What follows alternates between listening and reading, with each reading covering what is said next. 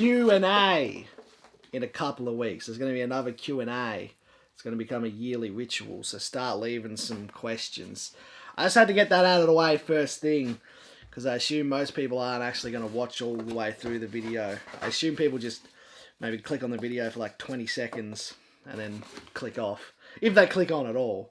But if they do click on, I assume they're not sticking around for long. So I just had to get that out there, Q&A soon, so, you know, get your questions in. Baka, ooh, hey, Manga Tuesday. G'day y'all, it's me, it's DRC. Manga Tuesday, episode 76. And for today's episode, we will not be looking at manga. I know, I apologise, we're deviating a little bit. Instead, we're going to look at anime. I know it doesn't really have anything to do with manga, but I also like anime on occasion, so we're going to be looking at anime. I apologise that it's not a manga. I understand this is Manga Tuesday, and fucking... we're going completely off the rails here talking about an anime, but I would please beg for your forgiveness that you allow me to do this. Anyways, we're going to be talking about the first episode of the second season of Dragon Maid, aka Miss Kobayashi's Dragon Maid S. This season has S at the end of the title. Instead of just saying season 2, I don't know why they have to get weird with the titles of animes. What's the S for? What does it stand for? Does the S just stand for season 2? Anyways, the first episode of season 2 of Dragon Maid just came out like a few days ago. The second episode's not even out yet. The first season of Dragon Maid was a massive success. It became wildly popular. It was released in 2017, I think it came out. I didn't see it until 2018 or maybe early 2019, but I loved it too as soon as I saw it. It was one of the rare instances where I actually did watch the anime before the manga, and I've since, after watching the anime, went and read the manga, and I've continued to read the manga and all the spin-off mangas that there have been, and are basically up to date with all of them. But it's also one of those rare instances where I feel like the anime actually is better than the manga. I find it more enjoyable mostly. But going into season 2, it's going to be a little bit of a different experience for me, at least, because when I watched the first season, that was my first introduction to Dragon Maid. I knew nothing about it until I watched that.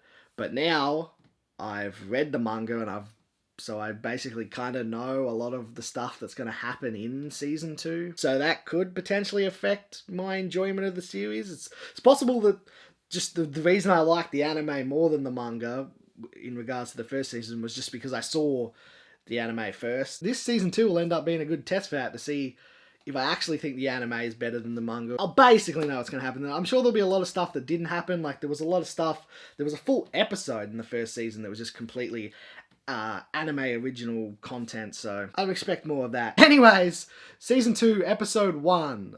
Let's just talk about that. Long story short, I found it enjoyable. Starts off with Toru accidentally getting a job at a maid cafe, and antics and hijinks happen, and then she ends up leaving said maid cafe. Honestly, probably the weakest part of the episode, the first little bit. Then we sort of move into the main chunk of the episode, the meat of the episode, and what's going to be a pretty big overarching thing throughout the whole season, at least for the first half of the season, I imagine, is the introduction of the new dragon, Ilulu. She's basically whatever stereotype image people have of a Dragon Maid dragon, just dialed up to 11. There, I have all the manga, so I might as well hold one up. That is the aforementioned Ilulu. What the fuck just fell? Oh no, not Android 18 fell!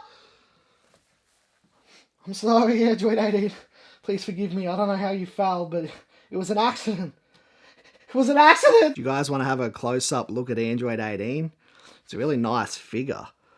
A really nice... It was pretty fucking cheap too, like, comparatively speaking. $40.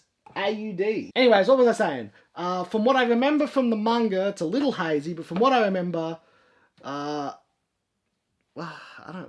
Where was I going to go with that? Lulu and her introduction, and she has sort of her own little mini arc for her whole introduction until, spoiler alert, she becomes, I guess, an established part of the main cast, and maybe these is too deep. I mean, it's fucking Dragon Maid. Who fucking cares about spoilers like that? If you care, mute it for the next 10 seconds.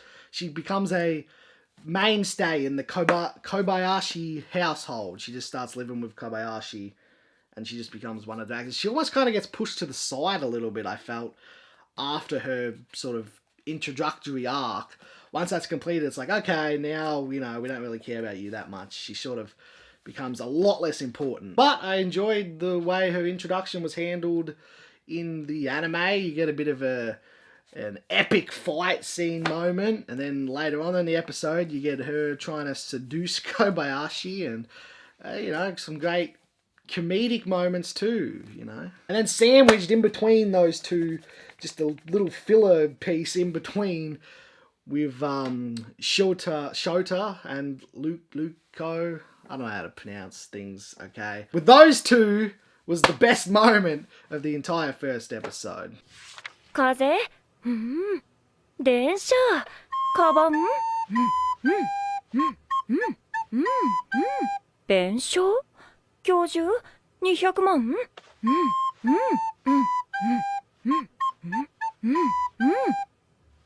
ああ、大変だね。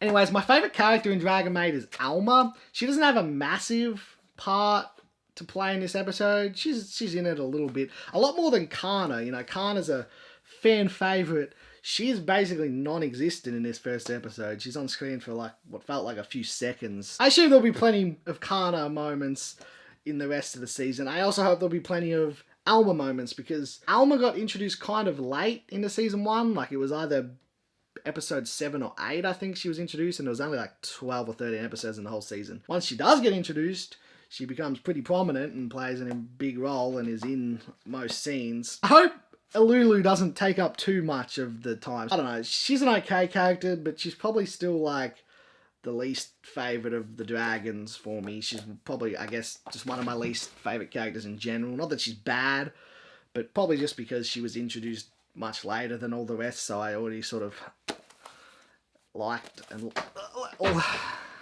I already sort of fell in love with all the other characters, and she sort of come in late. She was the latecomer, so I might be a little biased against her because of that. Fanfur and the other guy that's not a dragon also aren't in the episode very much at all. Kana's friend, Big Forehead, who I can't remember the name of, isn't in the episode at all.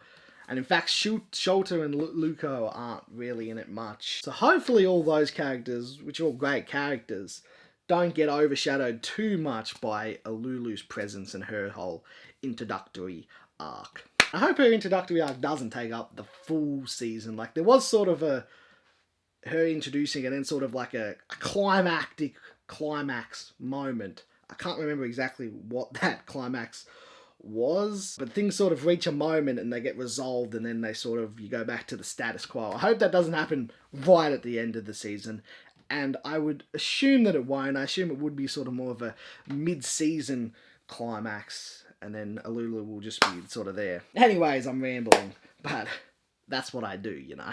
I had an epiphany. I forgot to mention the opening and ending sequences at all. I was going to talk about that. I love both of them.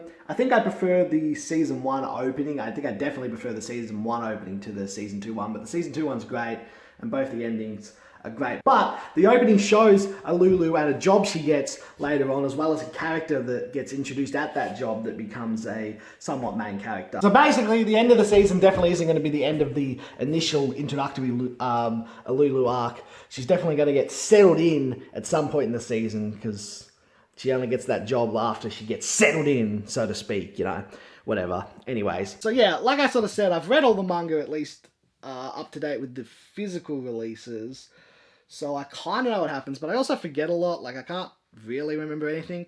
I do remember, based off of the preview or at the end of the episode for next episode, as well as the title for the episode 2, and as well as the fuzzy memories I have, I'm pretty sure that next episode is when Kobayashi grows a dick for a day. So yes, that happens, and yes, it is assured to be a great episode. I don't really have much else to say. I feel like I haven't said much though at all. I'm not really good at analysing or reviewing things.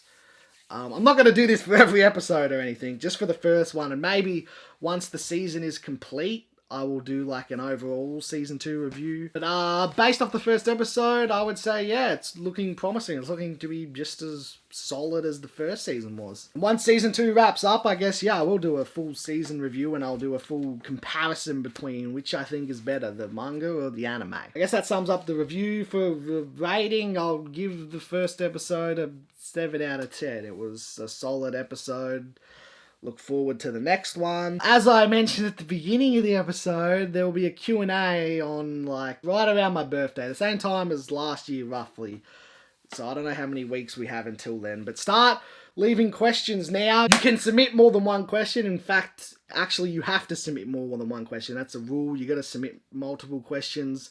There won't be many of you asking questions, so the few of you that take the time to ask questions, I'm asking a lot from you. As we need you to pull through and ask heaps of questions, especially since we're going to have at least one less person asking questions this year. Stones that I carry around,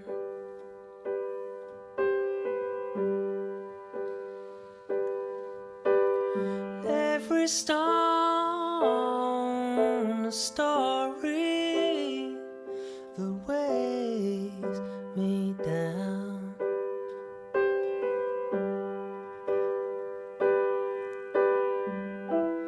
But there is gold hidden by rock and sand.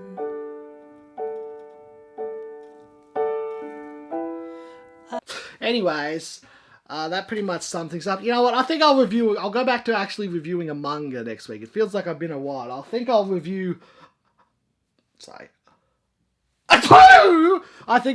Sneeze next week. I haven't read this yet. It's by Japanese Bob Dylan himself, Naoki Urasawa. I haven't read it yet, but it's short and it's just a collection of short stories, I believe. I don't know if they're connected at all. But I'll probably read this within the next few days and review it. So there's a nice teaser. I know we've got a lot of big Japanese Bob Dylan fans out there. I feel like there's some other things I had to mention, but I can't really remember. So I guess that pretty much sums things up. So thanks for watching. And as always, rest in peace, Conor McGregor's leg. She's my best friend, but I'm not hers, 'cause she's got more than she had before. She's my best friend, but I'm not hers, 'cause she's got more than she had before. She's my best friend, but I'm not hers, 'cause she's got more than she had before. She's my best friend, but I'm not hers, 'cause she's got more than she had before.